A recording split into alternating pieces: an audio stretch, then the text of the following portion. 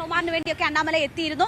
എന്തായാലും അവിടെ ശരണ്യ സ്നേഹജൻ തയ്യാറാണ്. ശരണ്യ, ഏറ്റവും ഒടുവിൽ ഇന്നലെ ദല്ലാലിന്റെ ഉൾപ്പെടെയുള്ള വലിയ ആരോപണങ്ങൾ, അതിന് മറുപടിയുമായി ശോഭ എത്തുന്ന സാഹചര്യവും ഒക്കെ നിലനിൽക്കുമ്പോഴാണ് കൊട്ടിക്കലാശത്തിലേക്ക് നീങ്ങുന്നത്.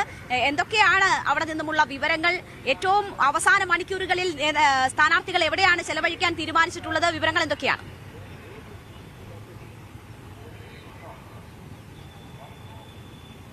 ആദ്യം രണ്ടാൾക്കും ഗുഡ് മോർണിംഗ്. എന്തായാലും ആലപ്പുഴ വലിയ ഊർജ്ജത്തിലാണ്. കാരണം കുറെ നാളുകൾക്ക് ശേഷം വലിയൊരു ആവേശ പോരാട്ടത്തിന് ആലപ്പുഴ വേദിയാകുന്നു എന്നുള്ളത് തന്നെയാണ് ഇത്തവണത്തെ തെരഞ്ഞെടുപ്പിന്റെ ഏറ്റവും വലിയ പ്രത്യേകത. എന്തായാലും നമുക്കറിയാം, ഇനി വളരെ കുറച്ച് സമയം മാത്രമേ ഉള്ളൂ പോളിംഗ് ബൂത്തിലേക്ക് മറ്റിടങ്ങളെ പോലെ ആലപ്പുഴയും നീങ്ങാൻ.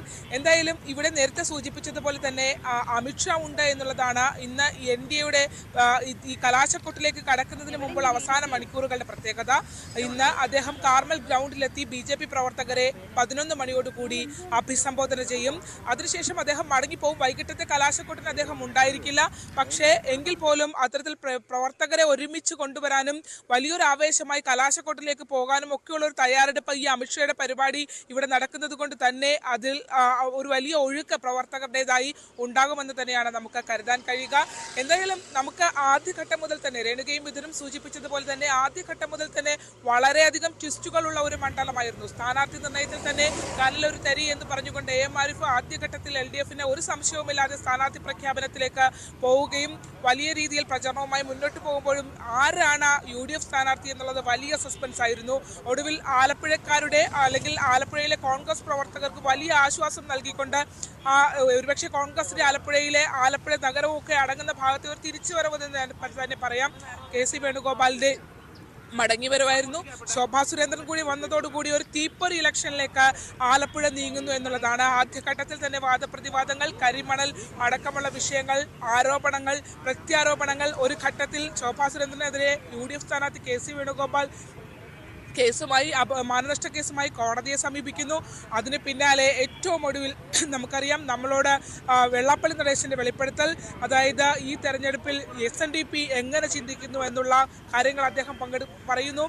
ശോഭാ സുരേന്ദ്രൻ ഈഴവ സ്ഥാനാർത്ഥി എന്ന് പറഞ്ഞുകൊണ്ട് അദ്ദേഹം ഞെട്ടിച്ചുകൊണ്ട് എല്ലാ കാലത്തും ഇടതുപക്ഷത്തിന് പിന്തുണ കൊടുക്കുന്ന വെള്ളാപ്പള്ളി നടേശൻ ഇത്തവണ NDAയിലേക്ക് ചായുന്നു എന്നുള്ള എല്ലാ സൂചനകളും നൽകിക്കൊണ്ട് നമുക്ക് നൽകിയ ഇന്റർവ്യൂ.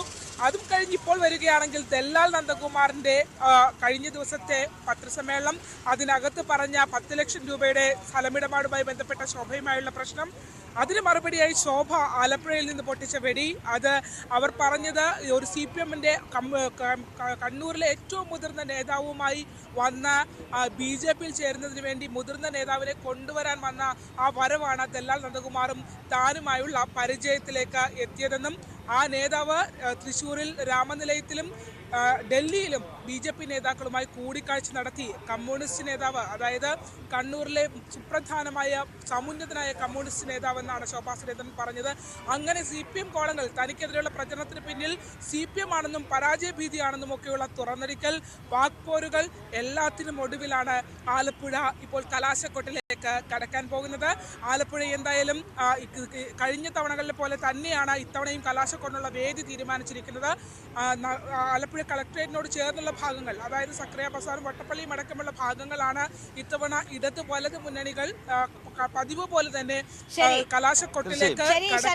ശരണ്യാണ് അവിടെ നിന്നുമുള്ള വിവരങ്ങൾ നൽകിയത്. എന്തായാലും 1.5 മാസത്തെ പ്രചാരണം എന്ന് പറയുമ്പോൾ CPMനെ സംബന്ധിച്ച് അത് ഏതാണ്ട് 2 മാസത്തോളമാണ്. ആദ്യം തന്നെ സ്ഥാനാർത്ഥികളെ പ്രഖ്യാപിച്ച് കളത്തിലിറങ്ങിയത് ഇടതുപക്ഷമാണ്. അവർക്ക് ഏതാണ്ട് 2 മാസത്തോളമാകുന്ന പ്രചാരണം. അതിന്റെ ഒക്കെ ആവേശം നിറഞ്ഞു നിൽക്കുന്ന കലാശക്കൊട്ടാണ് നമ്മൾ വരും മണിക്കൂറുകളിൽ കാത്തിരിക്കുന്നത്. ഇപ്പോൾ അല്പസമയത്തിനകം തന്നെ സ്ഥാനാർത്ഥികളുടെ റോഡ് ഷോ ഒക്കെ ആരംഭിക്കാൻ നമുക്കറിയാം. ഇവിടെ പ്രചാരണ വാഹനങ്ങളൊക്കെ പോയി തുടങ്ങിയിരിക്കുന്നു. തൃശ്ശൂരിൽ ആലപ്പുഴയുടെ കാര്യം പറഞ്ഞ പോലെ തന്നെ ആലപ്പുഴയുടെ മണ്ഡലമാണ്, വോട്ട് ചെയ്യാൻ പറ്റില്ല എന്നുള്ളൊരു വിഷമമുണ്ട്. എങ്കിൽ പോലും തന്നെ പോസ്റ്റ് വോട്ട് ചെയ്യാനുള്ള കാരണം അതിനു മുമ്പ് എന്നെ ഇലക്ഷൻ ഡ്യൂട്ടിക്കായിട്ട് പറഞ്ഞിട്ടില്ലേ, ഞാൻ എന്ത് ചെയ്യാൻ പറ്റും. എന്തായാലും ആ വാർത്തകളിലേക്കൊക്കെ തന്നെ വരികയും ചെയ്യാം എന്ന് കരുതുകയും ചെയ്യുന്നു. നമുക്കൊരു ഇടവേള വീണ്ടും അനിവാര്യമാണ്. ഇടവേളയ്ക്ക് ശേഷം വേഗം